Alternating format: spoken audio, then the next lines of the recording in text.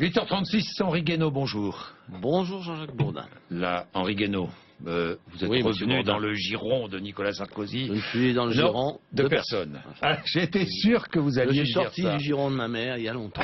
Voilà. Non, vous avez écrit le discours parisien de Nicolas Sarkozy, qui était bien différent d'ailleurs de tous les discours qu'il tient en meeting. Les discours appartiennent à ceux qui les prononcent. Oh oui, Henri Guénaud, j'ai une info qui est tombée il y a quelques minutes. Rien. Enfin si, sérieux. C'est très sérieux pour la France. C'est la Russie qui avertit la France. La France a 2 semaines pour livrer le Mistral. Sinon, nous allons demander des compensations financières. Est-ce que la France doit livrer le Vladivostok, ce premier bateau? Mais oui, la France a pris des engagements. Voilà, elle a signé des contrats. Bon, il est normal qu'elle livre. Si elle ne tient pas, si elle ne respecte pas sa parole sur ce marché, que vont en penser tous les autres? Que vaudra la parole de la France? Si vous voulez, ça ne va pas changer, soyons clairs, ça ne va pas changer le rapport de force militaire entre l'Ukraine et la Russie. Il s'agit du respect des engagements, du respect de la parole donnée. Et il est quand même bien normal que celui qui n'est pas livré demande des compensations financières qui vont coûter très très cher. Oui, ça va coûter très cher. Ça risque de coûter très cher. Très cher, mais c'est surtout, ça va surtout coûter très cher en termes de crédibilité de la parole de la France. Henri Guénaud, on est, quelques mots sur l'Ukraine quand même, on est au bord d'une guerre, le risque d'une guerre totale dans l'est de l'Ukraine. C'est déjà le cas, 5000 morts, près de 5000 morts depuis, il y a eu ce cessez-le-feu, mais enfin qui n'est absolument pas observé. Il y a pas des soldats, mais peut-être du matériel, sûrement même du matériel qui vient de Russie, des chars notamment dans l'est de l'Ukraine. Qu'est-ce qu'on peut faire? Qu'est-ce qu'on peut faire? Aller voir M. Poutine, que François Hollande va rencontrer au G20 en Australie, et lui dire... Vous ne croyez pas que François Hollande, par exemple, aurait pu rencontrer M. Poutine depuis longtemps? Enfin, il faut refaire refaisons un tout petit peu, très rapidement cette histoire. Je me souviens que 3 ministres des Affaires étrangères européens sont allés à Kiev au moment des émeutes et des manifestations. Ils ont signé un accord avec le président en place, qui depuis est parti, et les représentants des manifestants. Ils ne sont même pas allés à Moscou. On a traité cette affaire comme si la Russie n'était pas concernée. Mais l'Ukraine, c'est russe. En partie. Non, c'est russe. Ça a été donné par Khrouchtchev à la fin d'une soirée bien arrosée. C'est artificiel. L'est de l'Ukraine, c'est russophone. C'est russe. D'ailleurs, la Russie, il faut s'en souvenir, la Russie, elle est née à Kiev. Donc, on ne peut pas traiter ce problème comme si on n'était pas à cheval entre 2 mondes, le monde européen et le monde russe. On ne peut pas négliger la Russie, et on est obligé de discuter avec la Russie. Enfin, toutes ces bonnes âmes, elles ne sont pas allées déclarer la guerre à la Chine quand il y a eu Tiananmen. Il faut regarder les choses en face. Le grave problème de cette affaire, c'est que la politique européenne, et parfois la politique américaine, se bâtit sur la table rase de la culture, de l'histoire, de la géographie. Ça n'est pas possible. On a essayé derrière, à la remorque des Américains. D'abord, est-ce que nous devrions sortir de l'OTAN, vous pensez? Non, je ne crois pas qu'il faille sortir de l'OTAN. On est dans un camp. On est dans un camp. Oui, mais alors, on peut être dans un camp et puis ne pas vouloir instrumentaliser cet outil, cette alliance, pour faire n'importe quoi. Je veux dire, ces Américains ne sont plus les seuls chefs de l'OTAN, les seuls responsables de l'OTAN. On a empêché Mme Merkel et M. Sarkozy, il y a quelques années, M. Bush, de faire entrer la Géorgie et l'Ukraine dans l'OTAN. Mais cette espèce de politique d'encerclement de la Russie ne peut mener qu'à des désastres. Voilà, il faut, encore une fois, vous comprenez, nous sommes sur un continent qui a pour voisin cet immense pays qui s'appelle la Russie. Il faut travailler avec la Russie, il faut discuter avec la Russie. Et quand les nouvelles autorités ukrainiennes ont décidé d'interdire l'usage du russe dans l'Est russophone, ils ont déclenché... Ils ont déclenché... Voilà, il faut se rappeler, c'est un pays qui a été fait assez artificiellement, c'est un pays qui, dans l'histoire, a été très peu souvent indépendant. Il a été partagé par les Polonais, les Russes, les Autrichiens. Donc voilà, il faut prendre ça en ayant toujours en tête que la politique, comme disait le général de Gaulle, se construit sur des réalités, que les réalités, elles sont culturelles, elles sont historiques, elles sont géographiques, et puis on paye aussi le Kosovo.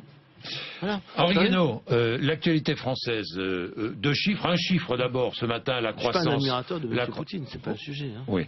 La croissance pour le troisième trimestre, 0,3%. On est à 0,4 sur l'année, peut-être un petit peu plus. Parallèlement, l'Allemagne, la croissance de l'Allemagne sur le troisième trimestre est à 0,1. Surprise. Voilà que nous faisons mieux que les Allemands. Ça vous fait sourire, hein? Non, non, bon. Non, mais est-ce que vous sentez qu'il va y avoir un léger regain? Non, je sens rien du tout. Vous ne sentez rien du tout. Oui, d'abord, l'économie, c'est pas... Oui. Uniquement les chiffres de la croissance, oui. Bon, c'est pas je sens, oui. On se bat sur des chiffres qui sont absurdes. C'est chiffres de l'INSEE, hein. Mais ça fait rien. L'INSEE produit des chiffres, il faut seulement pas leur faire dire ce qu'ils peuvent pas dire. C'est-à-dire que la marge d'erreur quand on mesure le PIB, elle est plus grande que 0,2, 0,3 ou 0,4%. On ne sait pas si c'est 0,1, si c'est 0,5. On n'en sait absolument rien. Ce qui est la seul message qu'on doit comprendre à travers ces chiffres, c'est que la croissance est étale. Qu'on est au bord de la dépression, que les Allemands ne s'en tirent pas mieux parce que les Allemands ne peuvent pas rester un îlot de prospérité au milieu du marasme européen. Si leurs voisins se portent mal durablement... Ils sont embarqués dans une forme de dérive. Ils y sont d'ailleurs aussi pour quelque chose. On se rend compte brusquement qu'ils n'ont pas assez investi dans leurs infrastructures publiques. Ils ont tellement fait pression sur les salaires et la demande intérieure qu'aujourd'hui les exigences, enfin les demandes d'augmentation salariale sont très fortes, ils sont obligés de vendre leurs produits, ils sont les premiers bénéficiaires de l'Europe et de l'euro. Bon, ils ont construit en partie leur stratégie pendant quelques années, un peu sur le dos des autres. Bon, maintenant, c'est les quoi, autres c'est le retour de bâton? Oui, c'est l'économie, tout simplement. C'est que vous n'êtes pas seul au monde et que vous pouvez tirer votre épingle du jeu tout seul pendant un certain temps et puis un jour, vous ne pouvez plus. Voilà. Je pense que les Allemands devraient en prendre conscience parce que je sais bien qu'il y a le problème démographique allemand qui pèse très lourdement sur la politique allemande et sur sa politique économique en particulier. Mais on peut pas amener l'Europe dans la déflation et dans la dépression, la ruiner en pensant qu'on va construire la prospérité allemande sur la ruine des autres. Voilà. Je crois que tout le monde devra en être conscient pour changer vite le cap des politiques européennes avant qu'il ne soit trop tard et qu'arrive la dépression et la déflation. Oui, et puis la politique fiscale, les politiques européennes. Quand je vois que M. Juncker, ça vous choque que Jean-Claude Juncker soit aujourd'hui président content que vous m'en parliez. De la Commission européenne alors que le Luxembourg est un paradis fiscal? Mais ça vous choque ou pas? C'est le visage de l'Europe que nous sommes en train de faire. Il a été choisi par tout le monde. Votre parti a soutenu Jean-Claude Juncker. Oui, je vous rappelle ma position pendant ces élections européennes. Et je ne la regrette pas, et même de moins en moins. Il faut qu'on arrête de faire de la politique comme ça. Qui a dit aux Français? Nicolas Sarkozy que vous soutenez a choisi Jean-Claude Juncker. Non. Bah non, comment non? Ah bah non, pardon. Non. Non, il n'a pas soutenu Jean-Claude Juncker. Il n'a pas soutenu, il n'était pas dans la vie politique. Non, mais d'accord, il n'était pas dans la vie politique, mais quand M. Juncker était au pouvoir, est-ce qu'il a dit un mot sur le paradis fiscal luxembourgeois? Il en a dit beaucoup, oui. Bon, pas forcément. Moi, j'ai jamais entendu ça. Il en a dit beaucoup. Ben oui, parce que moi, je l'aurais plus fine. Ah bon, d'accord, parce que vous êtes plus proche de lui que moi, mais vous entendez mieux. On découvre brusquement une entreprise de pillage organisé. Pillage fiscal, pas illégal, mais totalement immoral de tous les partenaires européens du Luxembourg, et on met M. Juncker à la tête de la Commission européenne. C'est ça le visage de l'Europe, c'est ça l'Europe que nous voulons. Et quant aux élections, enfin, il faut qu'on arrête de faire de la politique comme ça. Il faut avoir le courage, il aurait fallu avoir le courage de dire aux Français quand même, quand vous votez pour les listes, pour nos listes, vous votez pour le programme du PPE et pour les candidats du PPE, donc pour M. Juncker. Voilà. Et je pense qu'il faut dire aucun d'entre vous ne l'a dit. Moi, je l'ai dit, pardon. Oui. Parce que j'étais un peu en dissidence, mais c'est quand même important, et même le reconnaître aujourd'hui, reconnaître que c'est une faute. Que mes compatriotes, les sympathisants, les électeurs. Alors doit-il rester à la tête de la Commission européenne, Jean-Claude Juncker? Non. Ou alors il doit démissionner, ou ça veut dire. Oui, ça me paraîtrait la moindre des décences. Ou alors c'est l'Europe que nous voulons, enfin nous, c'est l'Europe que veulent les européistes, c'est celle-ci, c'est celle qui a ce visage, c'est celle qui a cette morale. Voilà, à ce moment-là les choses sont claires. Oui. Il faut la combattre et il faut en finir avec ce système. Il faut changer. Voilà. Bien. Un peu de morale, vous savez, oui. c'est juste. Tiens, parlons-en. Voilà. Oui, mais justement, un peu de morale dans tout ça, et ça ferait pas Alors, la politique parlons-en. avec de la morale. Alors, tiens, parlons-en. Est-ce que vous croyez le président de la République lorsqu'il nous dit à la télévision les impôts n'augmenteront pas en 2015, en 2016 et non, mais le peut-être en président 2017? de la République a pris l'habitude de promettre tout et n'importe quoi. Le président de la République s'en moque. Le président de la République... Quoi, il s'en moque? Mais il s'en moque. Régis Debray avait une très jolie formule pour définir l'homme d'État. Dans un petit livre sur De Gaulle remarquable, il disait « L'homme d'État est celui qui veut les conséquences de ce qu'il veut. Oui. Hein, et ben, il veut pas les conséquences de ce qu'il veut, il veut rien. Et il s'en moque. Il a fait cette promesse comme il en aurait fait une autre, comme le chômage va baisser demain matin, comme la France va être première partout, on va résoudre la crise scolaire en donnant une tablette à chaque enfant. Enfin, tout ça est absurde. Vu la politique du chien crevé au fil de l'eau, parce qu'il n'y a pas d'autre mot, dans laquelle nous sommes engagés depuis 2 ans et demi, sans savoir où on va, sans que le président lui-même ne sache où il va.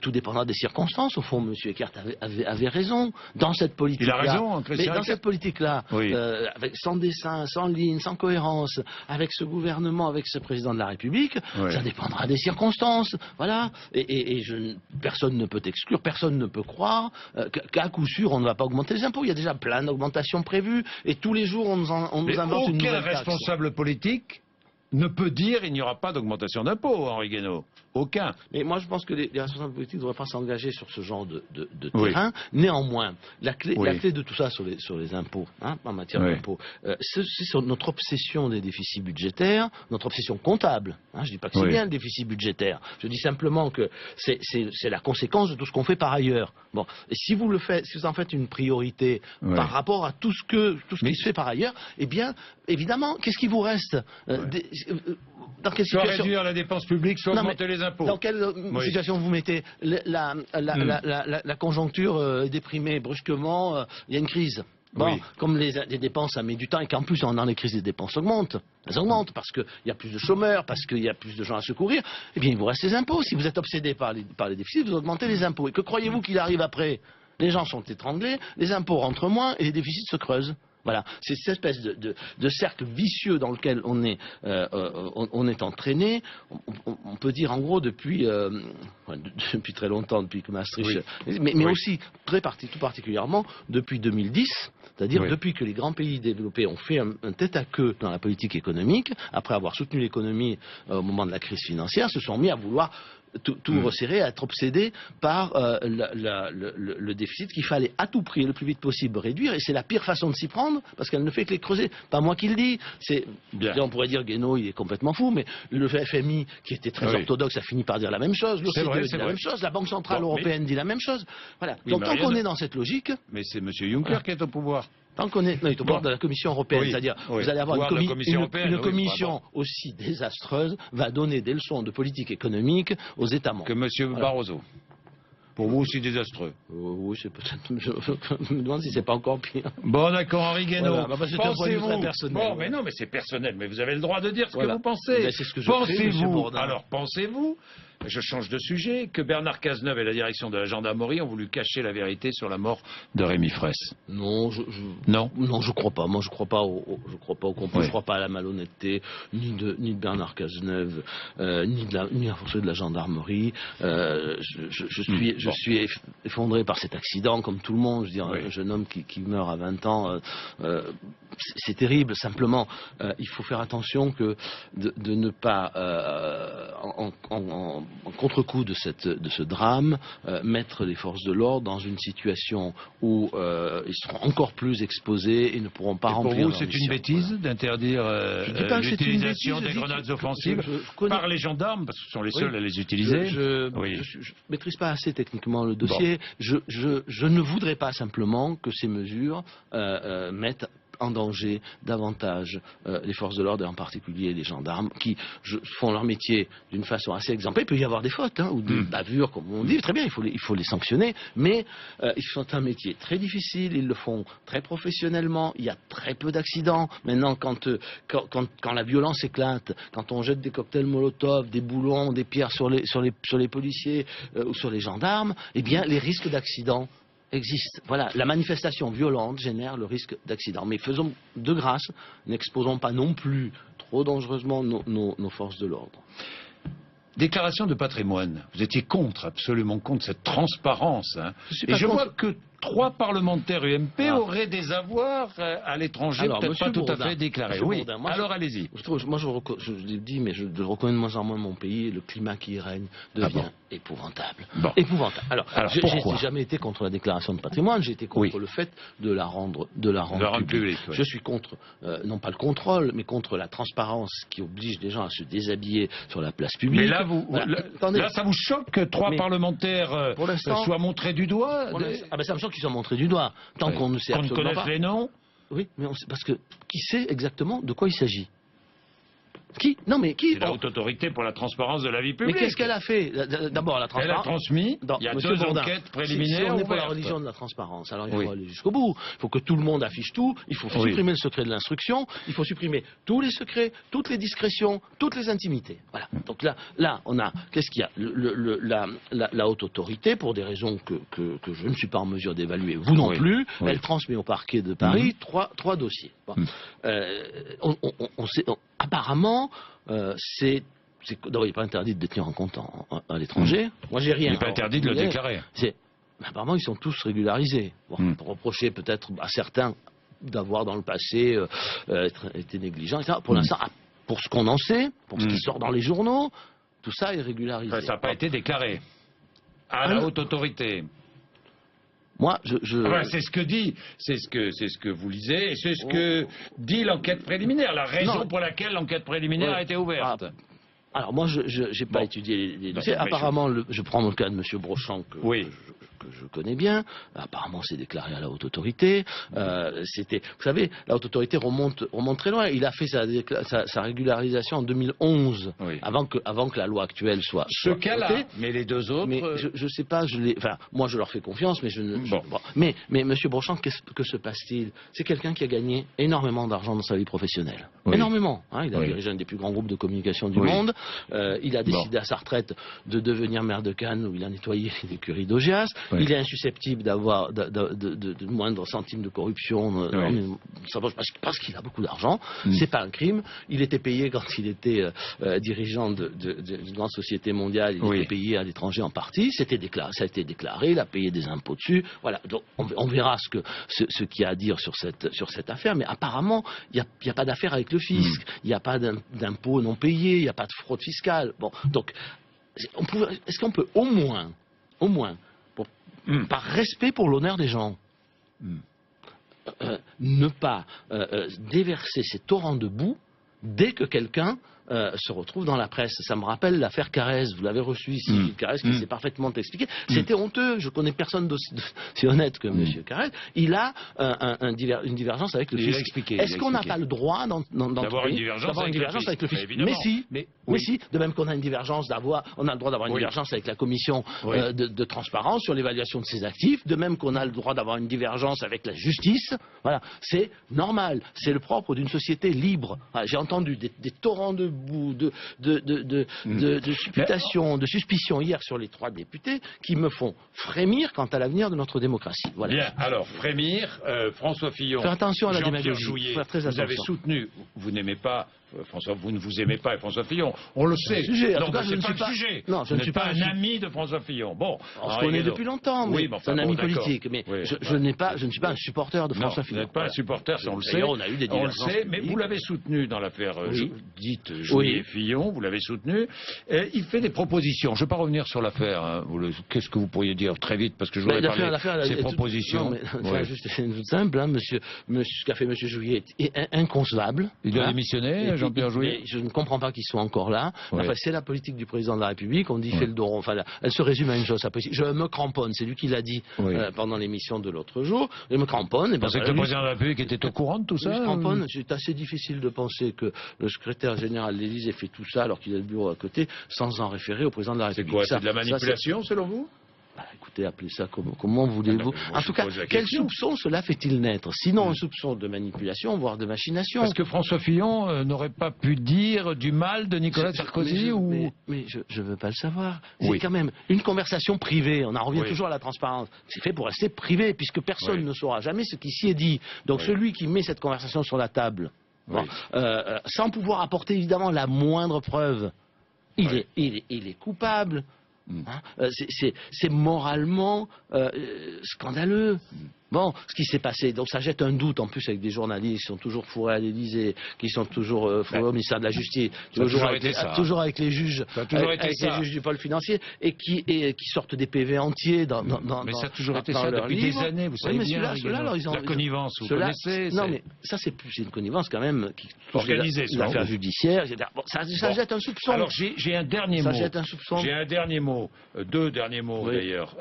L'UMP, je vois que Nathalie Kosciusko-Morizet dit fin rapide de l'UMP dès le mois de janvier si Nicolas Sarkozy est élu. Oui, enfin, rapidement, janvier, février, je sais pas. Avant les... Voilà, quant aux propositions de M. Donc janvier, février, plus d'UMP.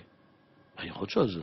Oui, ça j'imagine. Oui, c'est l'engagement de Nicolas Sarkozy. Voilà. Janvier, février. Et dernière chose, sur les propositions de François Fillon en matière d'immigration, il souhaite l'instauration de quotas par nationalité. Vous êtes d'accord ou pas? Moi, je ne suis pas contre l'idée qu'il y ait des quotas. On avait proposé ce qu'on appelle l'immigration choisie. Maintenant, il faut faire attention que cette sorte de quotas ne se transforme pas en société des quotas.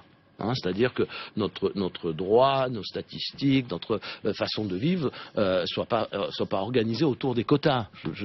Voilà, il faut distinguer le problème des flux d'entrée et puis tout le reste. Si on fait des statistiques ethniques, si on mesure l'évolution à l'entrée, à l'entrée il faut maîtriser. Donc qu'on essaye de trouver l'immigration choisie, c'était un bon terme. Je crois que tout le monde a le droit de choisir. Bon. Mais si vous essayez de relier ça à l'importance plus ou moins grande de telle ou telle communauté, à mesurer des quotas ethniques, etc. Je dis attention, moi je ne veux pas vivre dans une société communautariste. Je ne veux pas vivre dans une société de discrimination positive ou négative.